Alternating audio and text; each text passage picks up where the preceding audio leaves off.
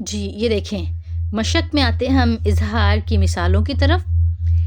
Role کیا ہے؟ نون ساکن کے بعد جب حمزہ ہا عین ہا غین خا، اب آپ نے 6 حروف یاد رکھنے ہیں اور نون ساکن کو دیکھنا ہے۔ ین اونا، نون ساکن کے بعد کیا آ رہا ہے؟ حمزہ، تو نون کی آواز کو ہم کیا کریں گے؟ ظاہر کریں گے، ٹھیک ہے؟ تو کیا پڑھیں گے؟ ین اونا، ٹھیک ہے؟ اس کے فوراً بعد اگلا ورڈ دیکھیں، نون ساکن کے بعد کیا آ رہا ہے؟ ہا، اور ہا حروف حلقی میں سے ہے، جیسے حمزہ حروف حلقی میں سے تھا، تو حروف حلقی میں سے ہا آ رہا ہے، تو ہم نون کی آواز کو یہاں پہ بھی ظاہر کریں گے، تو کیا پڑھیں گے؟ ین ہاؤنا، ین ہاؤنا، ٹھیک ہے؟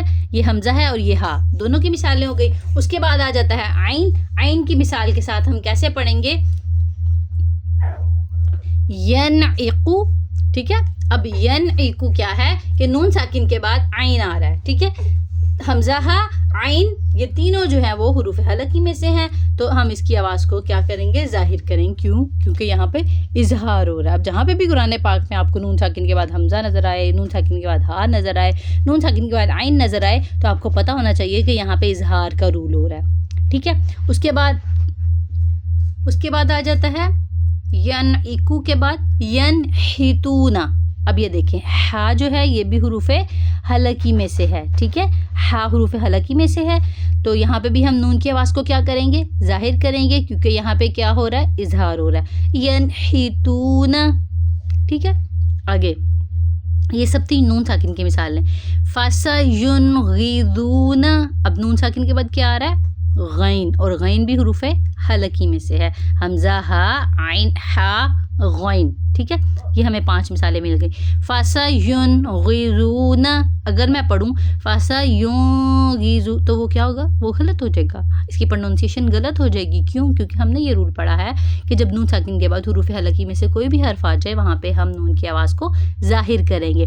فَسَيُنْغِضُونَ الْمُنْخَنِقَةُ، اب یہاں پہ دیکھیں نون ساکن کے بعد خوا ہے، اور خوا بھی ہمیں پتہ ہے حروف حلقی میں سے ہے، اور ان 6 حروف میں سے خوا ہے، ٹھیک ہے؟ تو ہم یہاں پہ بھی اظہار کریں گے، نون کی آواز کو ظاہر کریں گے، یعنی یہاں پہ بھی ہم اظہار کریں گے۔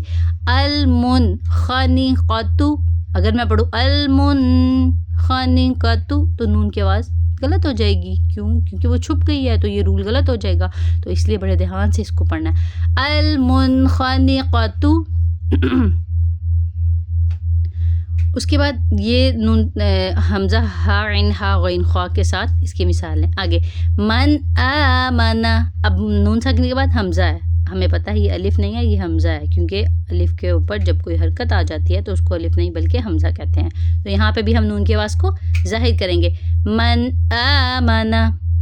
اس کے بعد چلتے ہیں من ہادن، من ہادن، اب دیکھیں نون ساکن کے بعد ہا ہے، تو یہاں پہ بھی ہم نون کی آواز کو ظاہر کریں گے۔ جی آگے چلتے ہیں، آگے ہے من علم، نون ساکن کے بعد کیا آ رہا ہے؟ عین آ رہا ہے، تو یہاں پہ بھی آواز کو ظاہر کریں گے، من علم، من حکمت، من غل، من خوف۔ اب دیکھتے جائیں اور غور کرتے جائیں کہ عین حمزہ ہا عین ہا غین خا نون ساکن کے بعد آ رہے ہیں، ٹھیک ہے؟ ان کے علاوہ یہ ساری مثالیں حروف حلقی کے ساتھ ہیں، یعنی یہاں پہ اظہار ہو رہا ہے، یہ پوری تختی اسی پہ ہے۔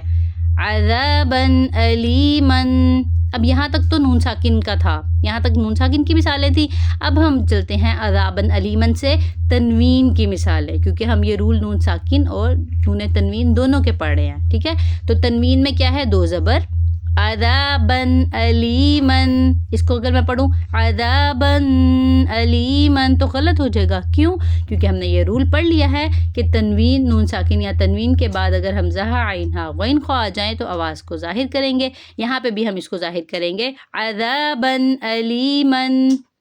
نوحاً ہدینا، قرآناً عجباً، قرضاً حسناً، میثاقاً غلیظاً، ناراً خالداً، ٹھیک ہے؟ یہ اب 2 زبر کے ساتھ مثالیں تھیں، پھر 2 زیر کے ساتھ آئیں گی، پھر 2 پیش کے ساتھ آئیں گی، اسی طرح مکمل تختی ہوگی، ٹھیک ہے؟ تو یہ تھا ہمارا آج کا ٹاپک، اظہار کی مثالوں کا۔ امید ہے آپ کو اچھی سی سمجھ آئی ہوگی۔ آسان طریقے سے تجوید کو سیکھنے کے لیے ہمارے چینل کو سبسکرائب کریں، لائک اور شیئر کریں۔ سبحانک اللہم و بحمدک، نشہد ان لا الہ الا انت، نستغفرک و نتوب الیک۔ السلام علیکم و رحمۃ اللہ وبرکاتہ۔